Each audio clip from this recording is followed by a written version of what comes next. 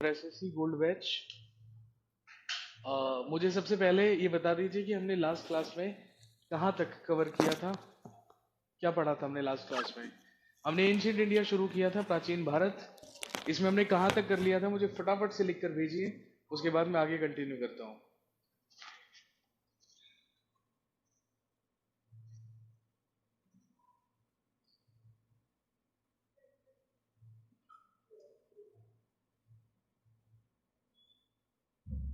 Good afternoon everyone. जल्दी से मुझे बताएं कि प्लीज हमने लास्ट कहाँ तक किया था। ठीक है, हम पढ़ रहे थे इंडस वैली सिविलाइजेशन। हमने लास्ट क्लास में एंशियंट इंडिया पार्ट शुरू किया था, प्राचीन भारत, जिसमें मैंने आपको बताया था कि एंशियंट इंडिया को हम 3 पार्ट्स में डिवाइड करते हैं: pre historic period, proto historic period and historic period. Pre historic period में हमने स्टोन एज के बारे में किया था। उसके बाद प्रोटो हिस्टोरिक पीरियड में हमें 2 सिविलाइजेशंस के बारे में पढ़ना है, जिसमें है ना हमने शुरू किया था सबसे पहले इंडस वैली सिविलाइजेशन। इसके बारे में इंट्रोडक्शन कर लिया था। डिफरेंट डिफरेंट साइट्स किस किस ईयर मिली, किस किस नदी के किनारे मिली, उनकी खोज किसने की, ये हमने लिख लिया था। राइट।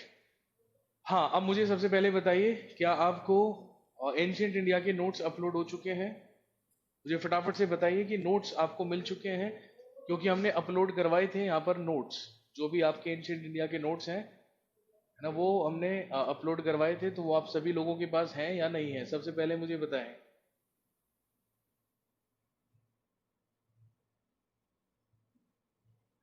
अपलोडेड, ठीक है, वो सारे के सारे नोट्स अपलोड हो चुके हैं। Very good. ठीक है, चलिए हम आगे बढ़ते हैं फटाफट से। हम लास्ट क्लास में पढ़ रहे थे इंडस वैली सिविलाइजेशन या सिंधु घाटी की सभ्यता,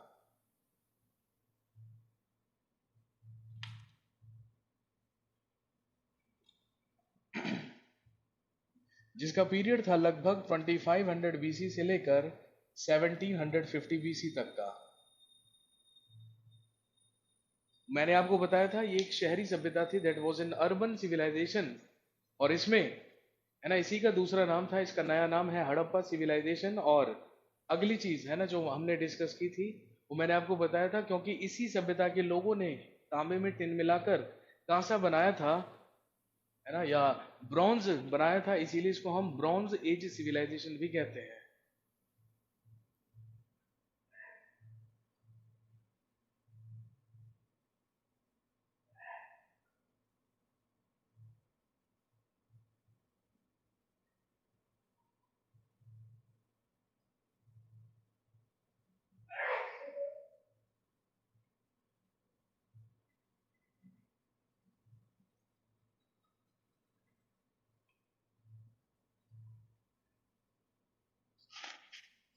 हमने इसकी डिफरेंट डिफरेंट इंपॉर्टेंट साइट्स लिख ली थी। अब हम बात करेंगे उन साइट से मिलने वाले महत्वपूर्ण चीजों के बारे में, या महत्वपूर्ण, है ना, उन अवशेषों, उन फॉसिल्स के बारे में जो इन जगहों से हमें प्राप्त हुई थी। नोट्स आपके पास ऑलरेडी अपलोडेड है। अब हम यहाँ पर डिस्कस कर लेते हैं उन चीजों, उन अवशेषों के बारे में जो इस सभ्यता से हमें प्राप्त हुई है। सबसे पहले हम बात करेंगे हड़प्पा की। हम सब जानते हैं इंडस वैली सिविलाइजेशन से सबसे पहले प्राप्त होने वाली साइट ही कौन सी थी? हड़प्पा। हम सबसे पहले बात करेंगे हड़प्पा की। आपसे क्वेश्चन पूछा जाएगा कि बताइए हड़प्पा से मिलने वाली सबसे बड़ी इमारत कौन सी थी। तो ध्यान रखेंगे, the biggest building found from Harappa was a 12 rooms grain yard, एक 12 कक्षों का अन्नागार। जब हड़प्पा में खोज की गई और वहां पर खुदाई की गई, तो वहां पर खुदाई में एक बिल्डिंग के अवशेष मिले, जिसके अंदर 12 चैम्बर्स थे, एक 6 एक तरफ और 6 उसके सामने। और जब उसकी मिट्टी पर रिसर्च की गई, तो उस मिट्टी से हमें ये पता चला कि उसके अंदर गेहूं और जौ के दानों के भी क्या हैं, एविडेंसेस हैं, साक्ष्य हैं। इसीलिए हमारे आर्कियोलॉजिस्ट ने, हमारे पुरातात्विदों ने उसको क्या माना है? एक ग्रेन यार्ड माना है, एक अन्नागार माना है।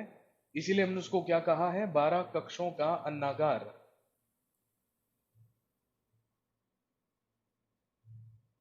12 कक्षों का अन्नागार, जो बेसिकली अन्न रखने के काम आया करता था। इसी को सबसे बड़ी इमारत माना जाता है, जो हमें प्राप्त हुई है कहाँ से?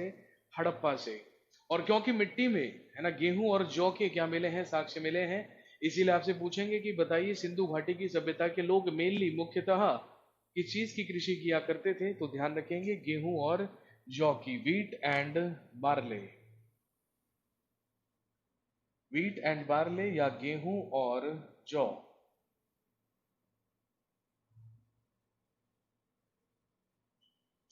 इसके अलावा हमें हड़प्पा से ही एक कब्रिस्तान प्राप्त हुआ है, एक ग्रेवयार्ड मिला है जिसको हमने नाम दिया है R37 या समाधि 37। हड़प्पा से ही हमें प्राप्त हुआ है एक ग्रेवयार्ड या एक कब्रिस्तान जिसको नाम दिया गया है R37 या समाधि 37। जब हड़प्पा में खुदाई की गई तो वहां से एक ऐसा कब्रिस्तान मिला जिसके अंदर से 57 स्केलेटन्स मिले या 57 नरकंकाल मिले। मुझे कोई कह रहा है कि सर इंग्लिश में भी लिखिए, मुझे लिखने की जरूरत नहीं है, ठीक है, नोट्स आपके पास ऑलरेडी अपलोडेड है ना। तो आप जो भी लिखने वाला पार्ट है वो आप नोट्स से रेफर करेंगे। आई एम हेयर, है ना, to just discuss the things जो हमें पढ़नी है। अगर मुझे सारी चीजें दोबारा लिखनी पड़ेंगी तो मुझे नोट्स अपलोड करने का कोई फायदा नहीं हुआ। मैंने नोट्स इसीलिए अपलोड करवाए हैं कि नोट्स आपके पास हैं ऑलरेडी, है ना, और उसको हम सिर्फ यहाँ पर क्या करेंगे, डिस्कस करेंगे। इसके बाद हमें वहां से एक कब्रिस्तान मिला जहां से हमें 57 स्केलेटन्स मिले, 57 मानव कंकाल मिले।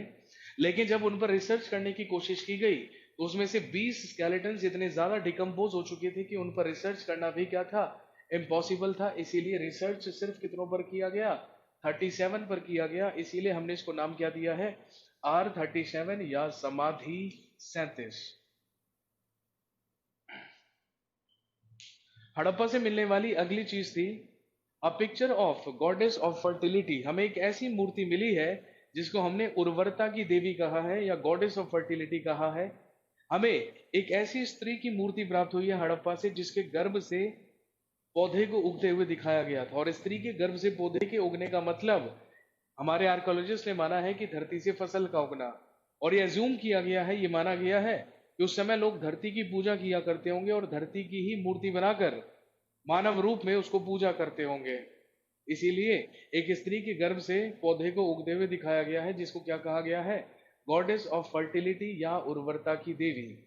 इसके अलावा हमें हड़प्पा से ही मिली हैं कुछ बटन शेप्ड सील्स या बटन के आकार की मोहरें।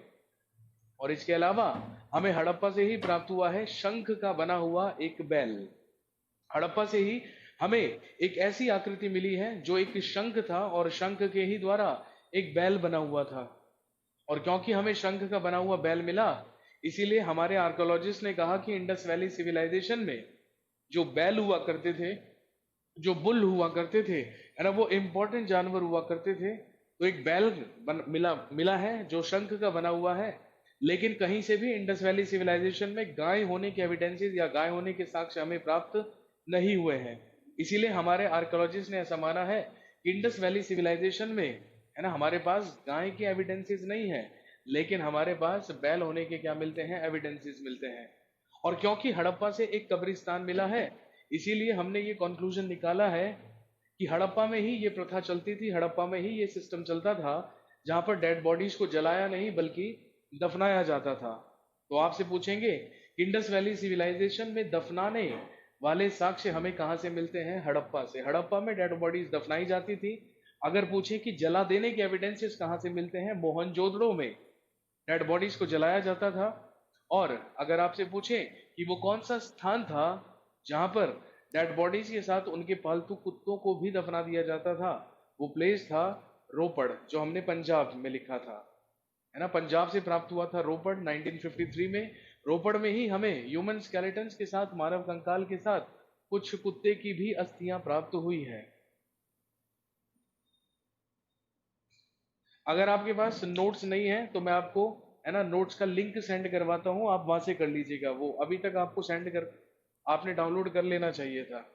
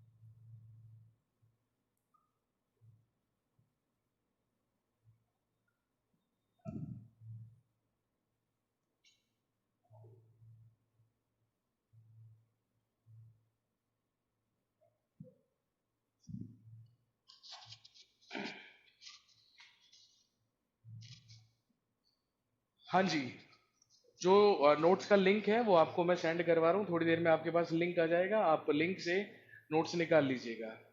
ठीक है, उसमें मेरे ख्याल से जो नोट्स हैं अभी वो इंग्लिश मीडियम में हैं, जो हिंदी मीडियम वाले नोट्स हैं है ना वो अपलोड करवा दिए जाएंगे। लेकिन उसमें कुछ भी ऐसा रॉकेट साइंस नहीं लिखा है कि वो आपको समझ में ना आए, है ना, क्योंकि हिस्ट्री में ऑलमोस्ट सारी की सारी चीजें इंग्लिश और हिंदी में बिल्कुल सेम टू सेम है। हाँ, स्टडी मटेरियल सेक्शन में ही जाकर आपको नोट्स मिल जाएंगे। ठीक है, उसका लिंक आपको भेज दिया गया है, आप वहां से प्लीज चेक कर लीजिए। तो ये कुछ इंपॉर्टेंट वो अवशेष थे, कुछ फॉसिल थे जो हमें हड़प्पा से प्राप्त हुए थे। हड़प्पा के बाद हम अगली साइट की बात करेंगे जो इंपॉर्टेंट साइट है। हड़प्पा के बाद हम बात करेंगे मोहनजोदारो की या मोहनजोदड़ो की।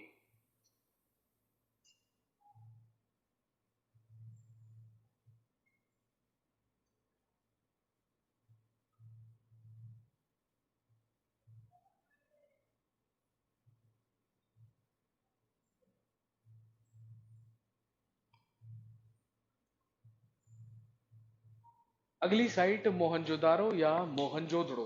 आपसे क्वेश्चन पूछा जाएगा, 2016 में एसएससी सीजीएल में भी पूछा गया था कि बताइए मोहनजोदड़ो से मिलने वाली सबसे बड़ी इमारत कौन सी थी। तो ध्यान रखेंगे, the biggest building found from Mohenjodaro was a great ग्रेनयार्ड।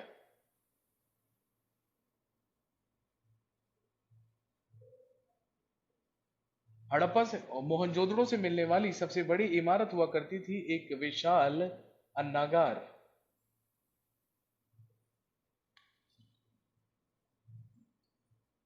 Mohenjodaro से जो हमें सबसे बड़ी बिल्डिंग के अवशेष मिले हैं, जो सबसे बड़ी हमें इमारत मिली है, वो भी एक ग्रेनयार्ड है, वो भी एक अन्नागार है, जिसको सबसे बड़ी इमारत माना गया है मोहनजोदड़ो की। 2016 एसएससी सीजीएल में पूछा गया था ये क्वेश्चन कि मोहनजोदड़ो से मिलने वाली सबसे बड़ी इमारत कौन सी थी, एक विशाल अन्नागार। लेकिन अगर आपसे पूछा जाए विच was the most famous building, अगर सबसे प्रसिद्ध इमारत पूछी जाए तो ध्यान रखेंगे the most famous building was a great bath.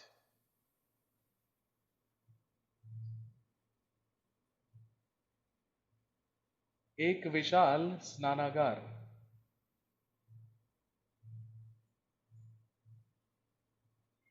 Mohenjodaro से मिलने वाली सबसे बड़ी इमारत एक अन्नागार थी, लेकिन सबसे प्रसिद्ध इमारत मानी जाती है एक विशाल स्नानागार या अ ग्रेट बाथ।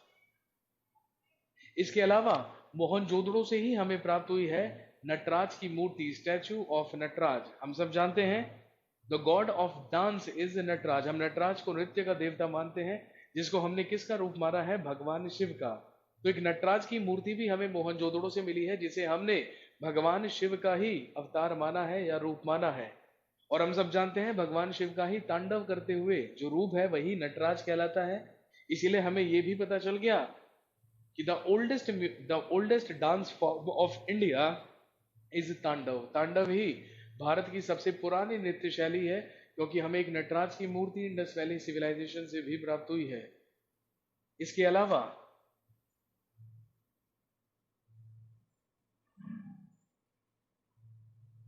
नटराज के अलावा हमें एक मूर्ति मिली है पशुपतिनाथ की, और पशुपतिनाथ को भी हमने रूप माना है किसका, भगवान शिव का। इसके अलावा स्वास्तिक सिंबल, एक स्वास्तिक चिन्ह भी हमें कहां से प्राप्त हुआ है, मोहनजोदड़ो से। और हम सब जानते हैं स्वास्तिक चिन्ह कौन सा होता है, ये वाला। ये जो स्वास्तिक चिन्ह है ये भी हमें कहां से प्राप्त हुआ, मोहनजोदड़ो से। इसके अलावा statue of statute of a priest king, statue of a priest king या एक पुरोहित राजा की मूर्ति,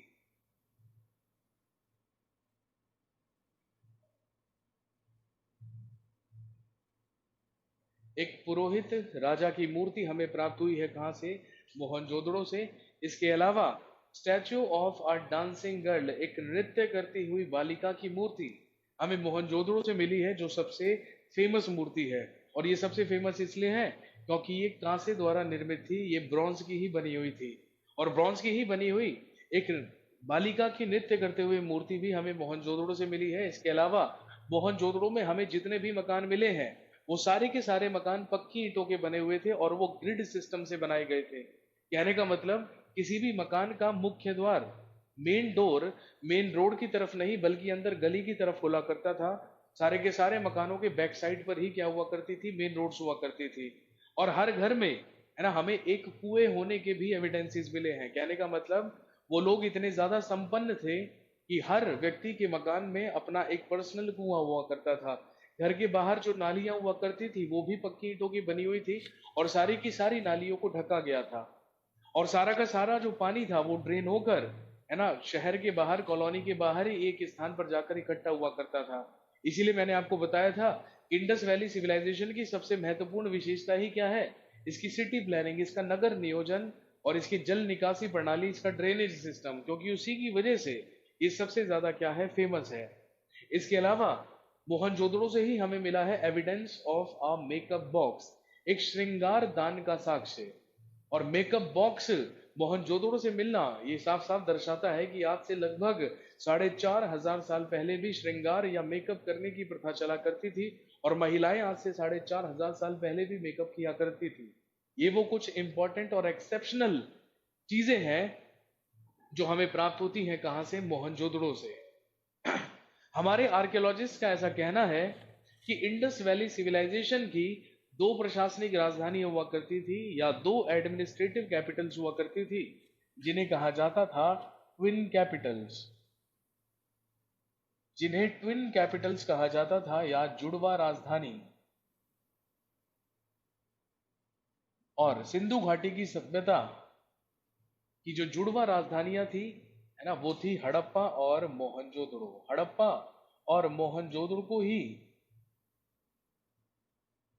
इस सभ्यता की राजधानी माना गया है, जहां से प्रशासन चला करता था, जहां से एडमिनिस्ट्रेशन चला करता था। इन दोनों को प्रशासनिक राजधानी माना गया है। लेकिन अगर आपसे पूछें कि which was the commercial capital of this civilisation, तो ध्यान रखेंगे इस सभ्यता की वाणिज्यिक राजधानी या कॉमर्शियल कैपिटल माना गया है किसे, लोथल को। क्योंकि हमने लास्ट क्लास में डिस्कस किया था कि लोथल की प्रेजेंट लोकेशन कहां पर है, गुजरात में। और इंडस वैली सिविलाइजेशन का ही एक बंदरगाह, एक पोर्ट हुआ करता था लोथल। और क्योंकि पोर्ट था इसीलिए वहां से लोग इंपोर्ट एक्सपोर्ट किया करते थे। इसी की वजह से हमने उसको कॉमर्शियल कैपिटल माना है, वाणिज्यिक राजधानी। बिल्कुल वैसे ही जैसे वर्तमान में भारत की वाणिज्यिक राजधानी, कॉमर्शियल कैपिटल किसको कहते हैं, मुंबई को। इंडिया की कल्चरल कैपिटल, सांस्कृतिक राजधानी कहते हैं वाराणसी को। और भारत की हेरिटेज कैपिटल या विरासतीय राजधानी कहलाती है Kolkata. Our administrative capital is New Delhi, commercial capital is Mumbai, cultural capital is Varanasi and heritage capital is Kolkata. इसके बाद अगला महत्वपूर्ण प्लेस होता है